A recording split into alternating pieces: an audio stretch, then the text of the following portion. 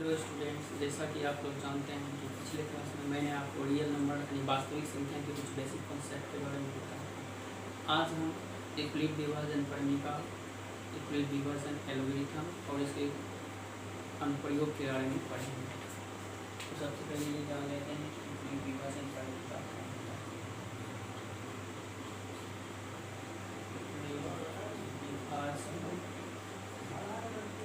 पढ़ने इंग्लिश में इसको यूक्लिड्स डिवीजन लेम्मा कहते हैं। यूक्लिड के द्वारा विभाजन संबंधी एक परिमिका दिया है, जैसे यूक्लिड विभाजन परिमिका।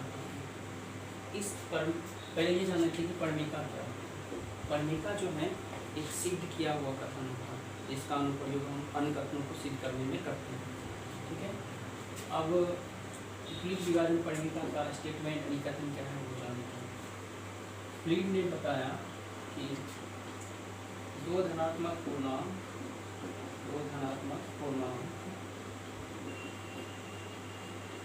ए तथा बी दिए रहने पर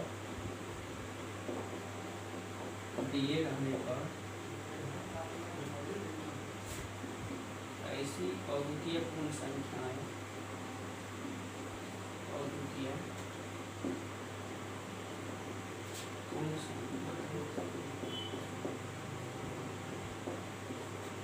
Q तथा R विद्यमान है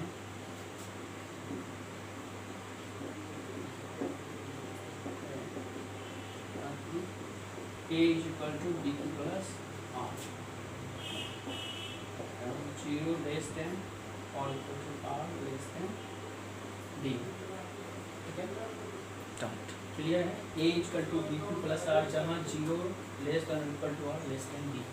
अब ये जान लेते हैं कि इस कथन का मतलब क्या हुआ।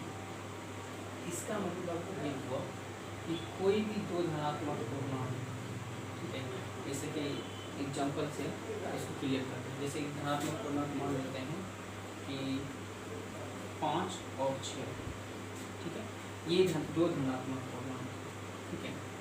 तो इसमें से किसी भी पूर्णांक को हम जैसे यहाँ पे लेट कर लेते हैं, A थोड़ी देर के लिए 6 है और B 5 है, तो A को जो है हम BQ + R के रूप में लिख सकते हैं।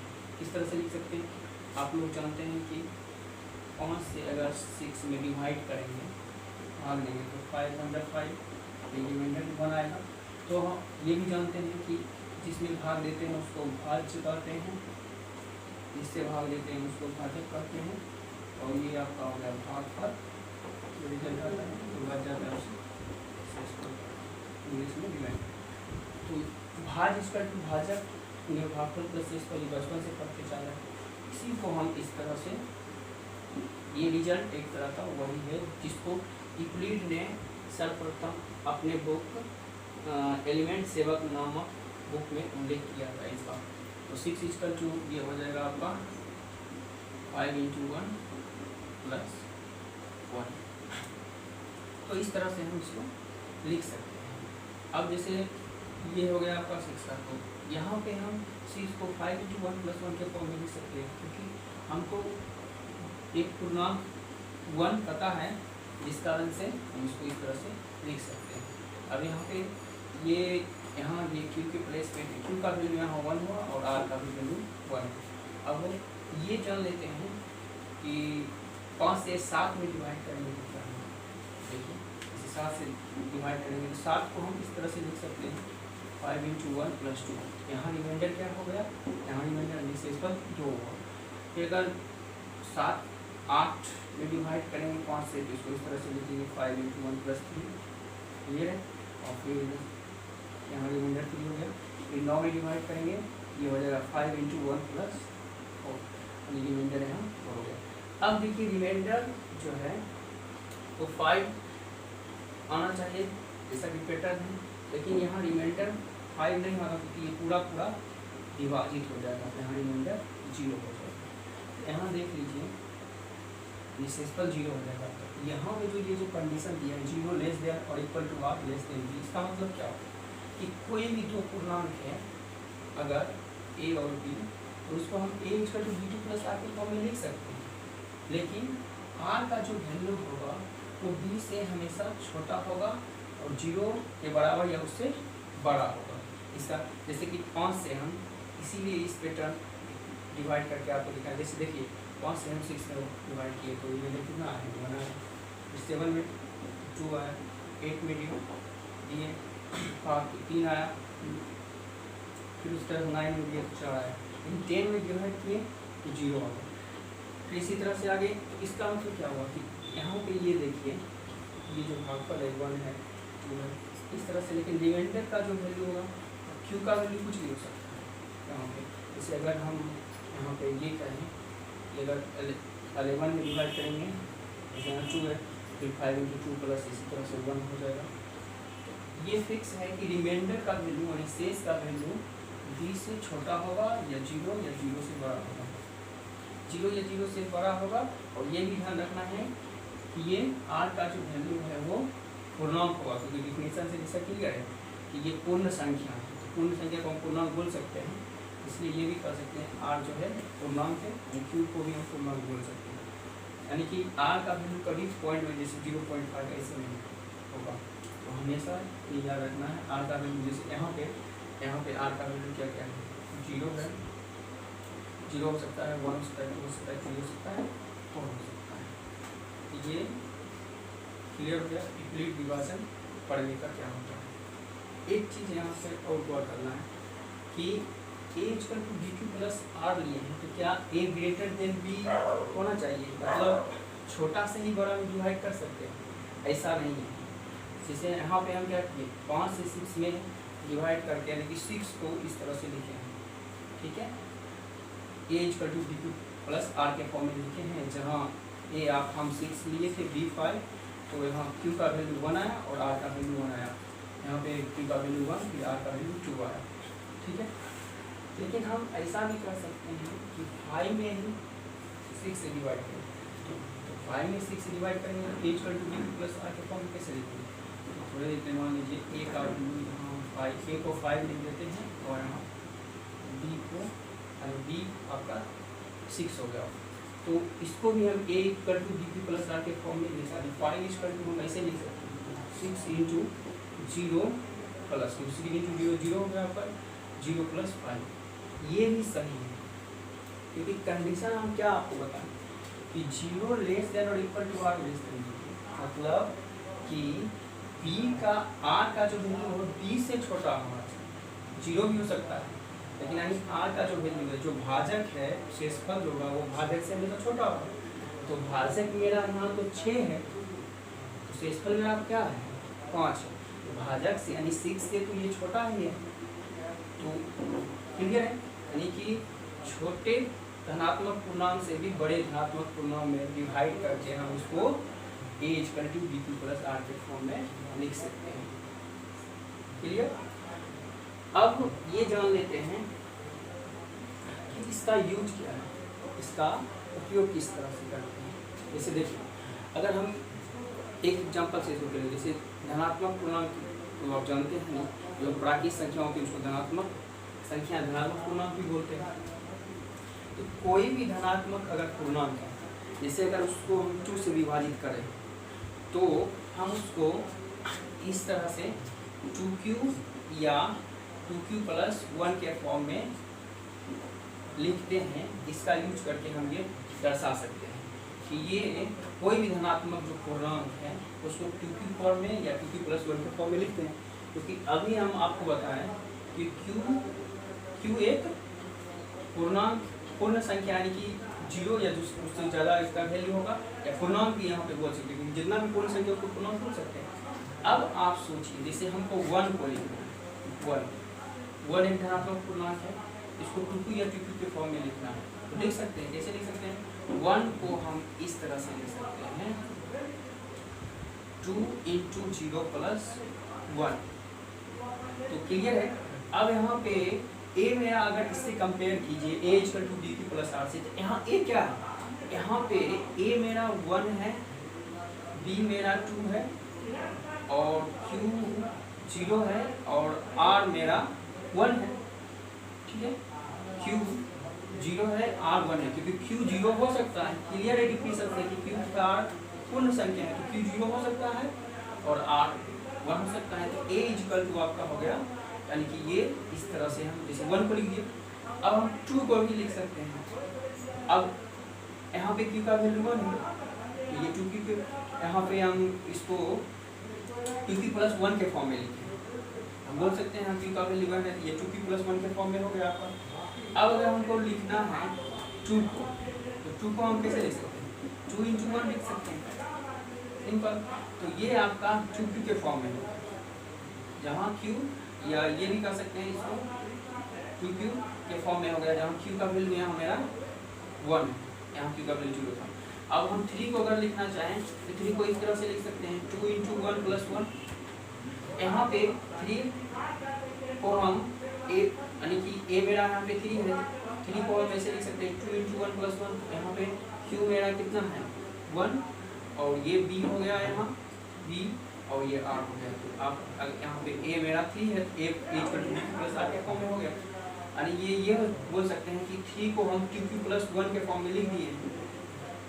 क्लियर, बी मेरा टू है, तो ये क्यू हो गया आपका टू क्यू प्लस वन, जो क्यू ये वो नाम टू क्यू प्लस वन के फॉर्म में। तो चार को भी आप इस तरह से लिख सकते हैं, two into two plus two into two, तो टू क्यू फॉर्म में हो गया, क्योंकि आप क्यू का वैल्यू वन टू थ्री कुछ भी ले सकते हैं। जैसे ही क्यू का वैल्यू लेते जाएंगे लिखते जाएंगे, जैसे जीरो से आप स्टार्ट कीजिएगा, क्यू जब क्यू का वैल्यू जीरो हो जाएगा, क्लियर है कि क्यू का वैल्यू अगर जीरो हो रहा है तो टू क्यू प्लस वन के फॉर्म में लिखेंगे तो वन आ जाएगा, टू इंटू जीरो लिखा। फिर क्यू का वैल्यू अगर वन हो रहा है तो टू भी आ जाएगा, क्लियर है। फाइव को भी two into two plus one इस तरह से लिख सकते हैं। तो हम किसी भी धनात्मक पूर्णांक को टू क्यू या टू क्यू प्लस वन के फॉर्म में लिख सकते हैं। विपरीत विभाजन परिमेय का प्रयोग करके हम ये दिखा सकते हैं कि कोई भी धनात्मक पूर्णांक टू क्यू या टू क्यू प्लस वन के फॉर्म में होता है। इसी तरह आप जरूरी है कि सिर्फ टू क्यू, अगर आप थ्री लेते हैं, यहाँ पे ध्यान से देखिए कि कोई भी जो धनात्मक पूर्णांक है वह तो टू का गुणज है या टू के गुणज से एक ज़्यादा है, टू के गुणज से एक ज़्यादा है, यानी कि या तो दो से विभाजित हो रहा है या दो के गुणज से एक ज़्यादा है, ठीक है। अब यहाँ पे जैसे थ्री है, तो थ्री में अगर थ्री से हम ऐसा भी कर सकते हैं कि कोई तीन का अगर आप कोई भी धनात्मक पूर्णांक है उसको आप थ्री क्यू या थ्री क्यू प्लस वन या थ्री क्यू प्लस टू के फॉर्म में लिख सकते हैं। इस उदाहरण से भी क्लियर कर देते हैं। अब आप अगर टू है तो टू क्यू प्लस या टू क्यू प्लस वन, लेकिन थ्री है तो थ्री क्यू या three Q plus one three Q plus two के फॉर्म में इसीलिए लिख सकते हैं क्योंकि थ्री से अगर हम कोई विभाजित करेंगे तो उसमें रिमाइंडर जीरो वन या टू आएगा। तो थ्री क्यू जो है ये तो पूरा पूरा विभाजित है और इसमें जीरो रिमाइंडर हुआ, कोई शेष नहीं हुआ, लेकिन इसका रिमाइंडर वन हो गया। जैसे चार है तो चार को हम three into one plus one तो रिमाइंडर वन जाएगा, पाँच है three into one plus two तो रिमाइंडर टू हो जाएगा, ठीक है। थ्री क्यू प्लस वन या थ्री क्यू प्लस टू के फॉर्म में लिख सकते हैं अगर थ्री से विभाजित हम करते हैं। तो एक भी लेते हैं जैसे वन है, ये एक धनात्मक पूर्णांक है, इसको आप किस तरह से लिख सकते हैं, three into zero plus one इस तरह से लिख सकते हैं। A equal to B Q plus R के फॉर्म में हो गया क्योंकि ए मेरा ये है, बी मेरा जिससे डिवाइड करते हैं थ्री है और क्यू मेरा जीरो है और आर वन है। फिर उसी तरह फोर अगर ले लेते हैं तो ए मेरा फोर होगा तो three into one plus one इस तरह से लिख सकते हैं। टू को भी लिख सकते हैं, टू को इस तरह से लिख सकते हैं, three into zero plus two, three को तो लिख सकते हैं थ्री इंटू वन। तो देखने से क्या पता चलता है, ये जो हो गया यहाँ पे थ्री को जो लिख रहे हैं थ्री क्यू और यहाँ फोर को थ्री क्यू प्लस वन के फॉर्म में लिखे हैं, फिर टू क्यू को भी थ्री क्यू प्लस टू के फॉर्म में लिखे हैं और ये थ्री क्यू के फॉर्म में लिखे हैं थ्री को। उसी तरह से अगर मान लीजिए फाइव है तो फाइव को फिर आप थ्री क्यू प्लस टू के फॉर्म में लिख सकते हैं इस तरह से three into one plus two. फिर सिक्स है तो three into two plus three into two, simple. तो क्या देख रहे हैं, या तो थ्री क्यू के फॉर्म में है थ्री क्यू प्लस वन या थ्री क्यू प्लस टू के फॉर्म में है। अगर हम थ्री से किसी धनात्मक पूर्णांक को विभाजित करते हैं तो वो तो या तो थ्री क्यू के फॉर्म में यानी वो पूरा पूरा विभाजित हो जाएगा या एक शेष बच जाएगा या दो शेष बच जाएगा। तो क्लियर है कि शेष जो बचता है उसी पे डिपेंड करता है कि किस किस फॉर्म में हम धनात्मक पूर्णांक को लिख सकते हैं। जैसे अगर 4 है तो 4 से डिवाइड करेंगे तो शेष मेरा क्या होगा, 0 होगा, 1 होगा, 2 होगा, 3 होगा। इसलिए यहाँ पे हम 4 से डिवाइड अगर करेंगे 4q प्लस 1 या 4q प्लस 2 या 4q प्लस 3 के फॉर्म में लिख पाएंगे। इसका यूज आपको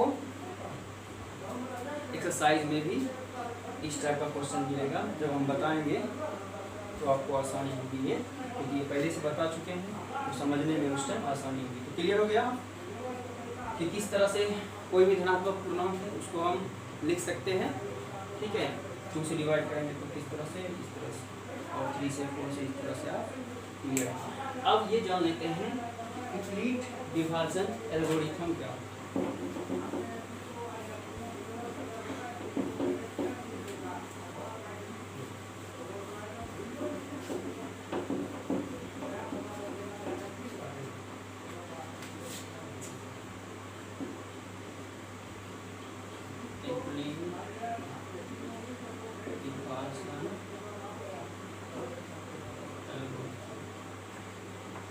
इंग्लिश में इसको इक्विलिब्रियम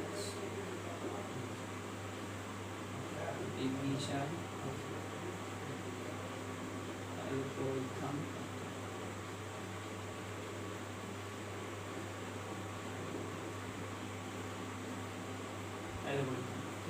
पहले ये जान लेते कि एल्गोरिथम क्या होता है। ठीक है, एल्गोरिथम जो होता है सुपरिभाषित चरणों की एक श्रृंखला होती है जिसको हम किसी समस्या को हल करने की विधि के रूप में यूज करते हैं, या ये कह सकते हैं कि स्टेप बाय स्टेप किसी समस्या को हल करने की विधि जो होती है उसको हम एल्गोरिथम बोलते हैं। ठीक है, अब यूक्लिड विभाजन एल्गोरिथम क्या होता है। यूक्लिड विभाजन एल्गोरिथम दो धनात्मक पूर्णांकों की एचसीएफ ज्ञात करने की एक तकनीक होती है, जिसमें हम यूक्लिड विभाजन परिमिता का यूज करते हैं। सिंपल, ठीक है, यूक्लिड विभाजन परिमिता का यूज करके दो धनात्मक पूर्णांकों के एचसीएफ ज्ञात करने की तकनीक को यूक्लिड विभाजन एल्गोरिथम कहते हैं। अब जैसे इसको एक एग्जांपल से क्लियर करते हैं। मान लीजिए कि हमको 12 तथा 18 का एचसीएफ निकालना है। 12 तथा 18 का एचसीएफ निकालना है, ये दो धनात्मक पूर्णांक है। इसमें हम यूक्लिड विभाजन एल्गोरिथम का यूज करके, जिसको ये सब बचपन में भी आप भाग विधि पढ़े होंगे, ये वही है। क्या पढ़े थे भाग विधि में? इसमें हम पढ़े थे कि छोटा से बड़ा में डिवाइड किया जाता है, छोटे पूर्णांक से बड़े धनात्मक पूर्णांक में 12 × 12। ठीक है, घटाने पे जो शेषफल आता है वो फिर जो शेषफल है वो मेरा भाजक का काम करता है। जो पहले भाजक था वो भाज्य बन जाता है, तो 12 यहाँ आ गया। फिर 6 से 2 में डिवाइड करके यहाँ लिख देते, ये आपका शेष आ गया 0, रिमाइंडर 0 आ गया। ठीक है, तो यहाँ पे शेष 0 आ गया, तो जो मेरा भाजक होता है जहाँ पे शेष 0 होता है वही मेरा आंसर होता है। यहाँ 6 मेरा एचसीएफ हो जाएगा। ठीक है, तो इसी को जो बचपन से आप पढ़ रहे हैं उसी को सिर्फ हम यूक्लिड विभाजन परिमिता का यूज करके, यूक्लिड विभाजन परिमिता की जिस तरह से लिखते हैं कि पेज पर डुप्लीकेट प्लस आर फॉर्म में, उस तरह से हम लिखेंगे, बस बात वही है। अब जैसे 12 तथा 18 का हमको एचसीएफ निकालना है, तो क्या करेंगे, पहले देख लीजिए हम 12 तथा 18 में कौन बड़ा है, 18 बड़ा है, इसलिए 18 को 18 को हम 18 मेरा यहाँ पे ए हो गया, डी क्यू प्लस आर के फॉर्म में लिखेंगे यहाँ पे, तो लिख लेंगे 12 × 1 प्लस 6, क्योंकि रिमाइंडर जो है आपका 0 नहीं है, इसलिए यूक्लिड विभाजन परिमिता यानी एल्गोरिथम या परिमिता इतना अंतर नहीं है कि एल्गोरिथम भी आप बोल सकते हैं या परिमिता भी बोल सकते हैं। तो लिख देंगे यूक्लिड विभाजन एल्गोरिथम का प्रयोग 12 तथा 6 के साथ।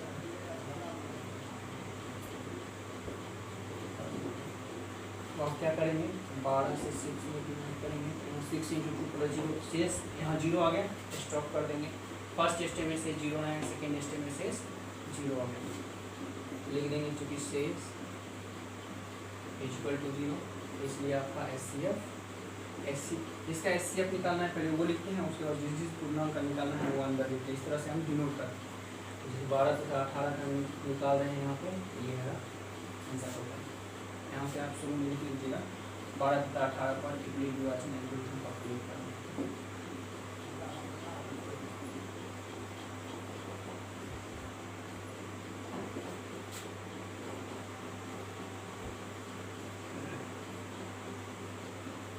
प्रयोग करने के लिए तो इस तरह से हम 12 तथा 18 का एससीएफ स्टेप बाय स्टेप करके निकाल सकते हैं, जो कि आप बचपन में भाभी वो यही है। ठीक है, तो कोई भी दो धनात्मक पूर्णांक को विपरीत विभाजन एल्गोरिथम का प्रयोग उसके एससीएफ निकालने में किया जाता है। अच्छा, अब एससीएफ क्या होता है ये जान लेते हैं, क्योंकि कुछ स्टूडेंट का कॉन्सेप्ट एससीएफ क्या होता है उसके बारे में क्लियर नहीं होता है। उसका कुछ बेसिक कॉन्सेप्ट जान लेते हैं, जिससे कि आपको एक्सरसाइज में वर्ड प्रोग्राम्स जो आएगा उसको समझने में आसानी होगी। तब आप उस वर्ड प्रोग्राम जो होगा उसको क्लियर समझ जाएगा कि इसमें एससीएफ निकालना है, आगे जाके एलसीएम पढ़ेंगे कि एलसीएम निकालना है। तो पहले भी जान लीजिए, ये भी जान लेते हैं कि एससीएफ क्या होता है।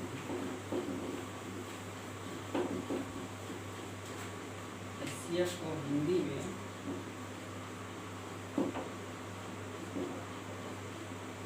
महत्तम समावर्तक, इंग्लिश में इसको हाईएस्ट कॉमन फैक्टर या ग्रेटेस्ट कॉमन डिवाइजर भी बोलते हैं। एससीएफ को शॉर्ट में एससी, ठीक है, तो सभी पता है एससीएफ हाईएस्ट कॉमन फैक्टर को शॉर्ट में एससीएफ से लिखते हैं। ग्रेटेस्ट कॉमन डिवाइजर में जीसीडी भी लिखते हैं, यानी जीसीडी लिखा हो समझ जाए कि यानी कि एससीएफ निकालना है। क्लियर, अब ये जान लेते हैं कि महत्तम समावर्तक होता है। उसका डिफिनेशन, दो या दो से अधिक संख्याओं का महत्तम समावर्तक, उनका सबसे बड़ा उभयनिष्ठ अपवर्तक होता है। उभयनिष्ठ अपवर्तक, अपवर्तक तो आप जानते हैं, किसी संख्या का अपवर्तक वह सब संख्या होती है जो उसको विभाजित करती है। जैसे अगर मान लीजिए हम 12 और 18 दिए थे, तो वो तो 12 का अपवर्तक अगर कहें, 12 के अपवर्तक क्या है, तो 12 के अपवर्तक आपका हो जाएगा जो 12 को विभाजित करता है वो सब, तो 12 का हो जाएगा, एक तो सबको विभाजित करता है तो एक से 12 पूरा, दो से पूरा कैंसिल हो जाएगा, तो 2 भी हुआ, फिर 3 हुआ, 4 3 6 12, फिर 18 का अपवर्तक, 18 के अपवर्तक 18 का हो जाएगा 1 2 3, फिर आपका हो जाएगा 4 नहीं हुआ 5 6 9 18। डिफिनेशन में क्या है, दो या दो से अधिक संख्याओं का महत्तम उनका सबसे बड़ा उभयनिष्ठ अपवर्तक होता है। पहले तो अपवर्तक लिख लिया, अब उभयनिष्ठ क्या है, उभयनिष्ठ अपवर्तक निकालना है। उभयनिष्ठ मतलब जो सब मिलता है, जो कॉमन हो, तो यहाँ उभयनिष्ठ आपका 1 हो गया, 2 हो गया, 3 हो गया, 6 हो गया। तो उभयनिष्ठ अपवर्तक आपका हो गया, उभयनिष्ठ अपवर्तक, उभयनिष्ठ अपवर्तक हो गया 1 2 3 6। इस उभयनिष्ठ अपवर्तक में सबसे बड़ा उभयनिष्ठ अपवर्तक है, तो सबसे बड़ा उभयनिष्ठ अपवर्तक है आपका, सबसे बड़ा उभयनिष्ठ अपवर्तक 6 है, इसलिए एससीएफ आपका 12 का 18 का हो गया 6। यानी ये क्लियर है कि एससीएफ निकालने का मतलब है, जैसे दो संख्या का एससीएफ निकालने का मतलब है वो सबसे बड़ा संख्या जिससे वो दोनों संख्या पूरा विभाजित करते हैं। जैसे 12 का 18 का एससीएफ क्या है 6, तो 6 सबसे बड़ा संख्या है जो 12 और 18 दोनों को विभाजित करता है। इससे बड़ा संख्या नहीं, 6 से बड़ा कोई संख्या नहीं जो 12 को विभाजित कर दे, 18 दोनों को विभाजित करता है। एक भी विभाजित करता है लेकिन उससे 6 से कम है, 2 भी करता है, 3 भी, 6 भी विभाजित कर रहा है, लेकिन सबसे बड़ा क्या है 6। यही आपका एससीएफ होगा। डिफिनेशन से जैसा कि क्लियर है कि दो या दो से अधिक संख्याओं का एससीएफ उनमें जो सबसे छोटा है, उनमें जो सबसे छोटा है उससे कभी बड़ा नहीं हो सकता। जैसे 12 18 का एससीएफ 12 से कभी बड़ा नहीं हो सकता, यानी 13 नहीं हो सकता, उससे छोटा ही होगा। जैसे अगर यहाँ हम पूछे कि 6 और 12 का एचसीएफ क्या होगा, 6 और 12 का एचसीएफ 6 होगा, क्योंकि 6 को 1 2 3 6 से डिवाइड होगा, यानी 6 के बर्तक 1 2 3 और 6 होगा, 12 का 1 2 3 6 होगा। यानी ये कह सकते हैं कि 6 खुद अपने आप से डिवाइड होता है और 6 12 का भी अब बर्तक, यानी 6 दोनों को डिवाइड कर रहा है। अब 6 सबसे बड़ा संख्या है जो 6 को भी डिवाइड कर रहा है, क्योंकि 7 तो 6 को डिवाइड नहीं करेगा कम्प्लीटली, तो इसलिए इसका एचसीएफ यहाँ पर हो गया 6 और 12 का 6। मेरे कहने का मतलब ये है कि यहाँ जो देख रहे हैं आप 6 और 12, इसका एचसीएफ 6 हो गया, यानी इनमें जो छोटा है संख्या, यानी 6 छोटा है 12 6 में, इसके बराबर हो सकता है लेकिन इससे बड़ा नहीं हो सकता, इससे और छोटा होगा लेकिन बड़ा कभी होगा नहीं होगा। यानी दो संख्याओं का महत्तम समवर्तक एचसीएफ उनमें जो छोटा संख्या है, 2 या 2 से अधिक जो भी कहिए, उनमें जो छोटा संख्या है उससे बड़ा नहीं हो सकता, उससे छोटा हो सकता है लेकिन उससे कभी बड़ा नहीं हो सकता। अच्छा, इसका यूज में विचार कर लेते हैं। जैसे मान लीजिए कि एक गैलन है, एक बड़ा सा गैलन है, उसमें बहुत सारा दूध भरा हुआ है, और 2 छोटा छोटा गैलन, एक 12 लीटर का है और एक 18 लीटर का गैलन है। मापने वाला एक बनाना है, ऐसा मापने वाला बनाना है जिससे कि हम 12 बड़े गैलन से 12 लीटर में जो जिसमें 12 लीटर दूध आता है वो पूरा भर जाए, और जिसमें 18 लीटर आता है दूध वो भी पूरा ऐसा मापने वाला बनाना है। और बड़े गैलन जो बहुत बड़ा है उससे दोनों छोटे वाले में वो डालना है। अब आप सोचिए, 1 लीटर का भी आप बना सकते हैं, 1 लीटर से 12 लीटर वाला गैलन में आप डालिएगा तो 12 बार डालना पड़ेगा, लेकिन 18 लीटर वाले गैलन में आपको 18 बार डालना पड़ेगा। 2 लीटर का भी बना सकते हैं, तो 2 लीटर का डालिएगा 6 बार डालना पड़ेगा, और उसमें 18 वाले में 9 बार डालना पड़ेगा, तो पूरा भर जाएगा। 3 लीटर का भी बना सकते हैं, तो इसमें 4 बार डालना पड़ेगा 12 वाले, और उसमें 6 बार, तो पूरा दोनों भर जाएगा। 4 लीटर का नहीं बना सकते हैं, क्योंकि 4 लीटर से अगर डालेंगे 12 वाला में तो 3 बार में भर जाएगा, लेकिन 18 वाला में 4 बार डालेंगे तो 16 लीटर होगा, लेकिन 5वां बार 2 लीटर गिर ही जाएगा। ऐसा भी नहीं, पूरा भर जाना चाहिए, गिरना भी नहीं चाहिए। अब 6 लीटर जैसा कि क्लियर है कि अगर मान लीजिए 5 लीटर में भी वही होगा, 6 लीटर वाला से अगर आप डालते हैं तो 6 लीटर वाला से 2 बार 12 वाला गैलन से अगर 6 लीटर वाला है मापने वाला, तो उससे 2 बार 12 वाला गैलन में डालिए, पूरा भर जाएगा। फिर 18 वाला गैलन में 3 बार डालना पड़ेगा, तो पूरा भर जाएगा। तो अगर मान लीजिए ऐसा सिचुएशन आ गया कि हमको सबसे बड़ा मापने वाला बनाना है ऐसा कि जिससे कि हम माप भी सके, पूरा भर जाए, गिरे भी नहीं, और कम से कम बार हमको मापना पड़ेगा, जल्दी हो जाए, तो इस सिचुएशन में क्या करेंगे हम? अगर गैलन का आयतन है कि जितना उसमें आता है दूध वो देख लेंगे, और कितना का लीटर का है और उसका एचसीएफ निकालेंगे, तो उससे हमको पता चल जाएगा कितना लीटर का मापने वाला बनाना है, जिससे कम बार डालना भी पड़े और पूरा वो भर जाए। क्लियर है? तो आज हम यूक्लिड विभाजन पढ़ेंगे और यूक्लिड विभाजन कैलकुलेशन के कुछ कॉन्सेप्ट के बारे में पढ़े हैं।